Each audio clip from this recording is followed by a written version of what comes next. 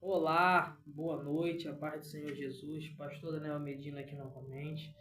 E eu tenho uma palavra de Deus para o teu coração. E eu creio que essa palavra vai gerar transformação, essa palavra vai edificar a sua vida, essa palavra vai trazer resposta de Deus para você. Essa mensagem encontra-se no livro do Evangelho de Jesus, segundo escreveu Lucas, no capítulo 21, versículo 1 ao versículo 4, diz assim a palavra do Senhor. E olhando ele, viu os ricos lançarem as suas ofertas na arca do tesouro. E viu também uma pobre viúva lançar ali 2 pequenas moedas.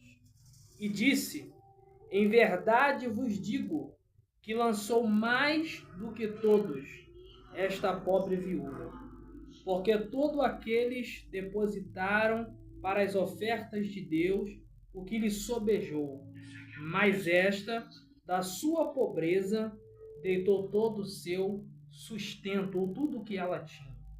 É bem verdade que quando olhamos para este texto sagrado, quando olhamos para essa palavra ao qual Jesus está verbalizando, podemos tirar 5 aprendizados desses 4 versículos. Podemos tirar 5 verdades desses 4 versículos. A primeira verdade é que ele está observando todos os nossos atos e a intenção do nosso coração.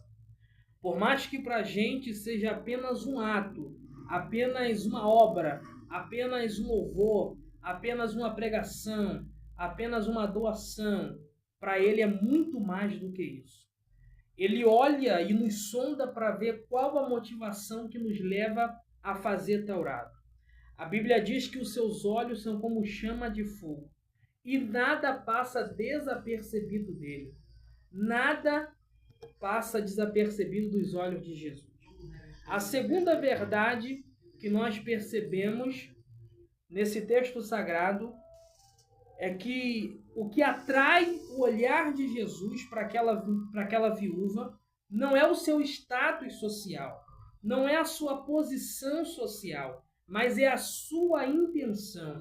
A intenção daquela mulher atraiu os olhares de Jesus para a vida dela. A intenção daquela mulher fez com que Jesus observasse ela. E no ato de observar aquela mulher, Jesus ele vai estar observando também a sua intenção. Lucas, no seu capítulo 8, versículo 17, o próprio Jesus vai dizer que não há nada em oculto que não seja revelado.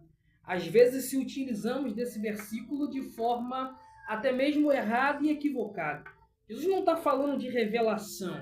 Jesus está falando acerca da intenção do coração do homem, da intenção que motiva o homem a fazer tal ato. Ou seja, para ele é mais importante a intenção que me leva a fazer do que propriamente dito aquilo que eu estou fazendo. Para corroborar esse pensamento, quando nós olhamos para Gênesis capítulo 4, versículo 4, o texto diz que Deus observou ou se atentou para Abel e depois para aquilo que ele lhe oferecia. Então, mais importante do que aquilo que eu faço é a intenção que me motiva a fazer. A terceira verdade que podemos observar nesses 4 versículos é que Jesus preza por qualidade e não por quantidade, porque a qualidade gera quantidade. Quanto mais qualidade houver, mais quantidade irá gerar. Ou seja, aí entendemos o que Paulo disse na segunda carta aos Coríntios, capítulo 9, versículo 7. Paulo disse, não por tristeza e nem por necessidade. Porque se você faz por tristeza ou por necessidade ou por qualquer outra intenção que não seja alegria e amor, como disse ele no mesmo versículo, Deus não recebe. O Senhor não se agrada. Então as duas, ou a motivação que tem que me levar, ou a base daquilo que eu faço, tem que ser a alegria e o amor.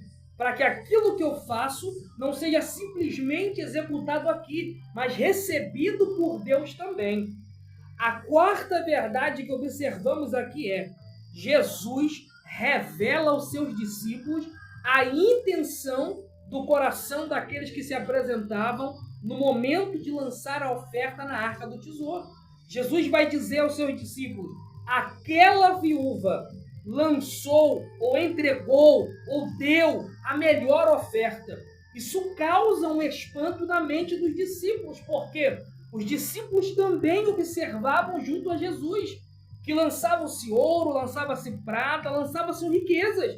Eles perceberam que aquela viúva lançou 2 moedas. E Jesus está dizendo que a dela foi melhor. Mas ele não está se atentando propriamente para aquilo que as mãos dela colocaram na arca do tesouro, mas a intenção que levou ela a lançar as suas 2 moedas na arca do tesouro. E ele diz: a dela foi melhor, a dela me agradou, porque a intenção dela foi boa. E ele diz aos seus discípulos: eles trouxeram aquilo que sobrou, ou seja, o resto.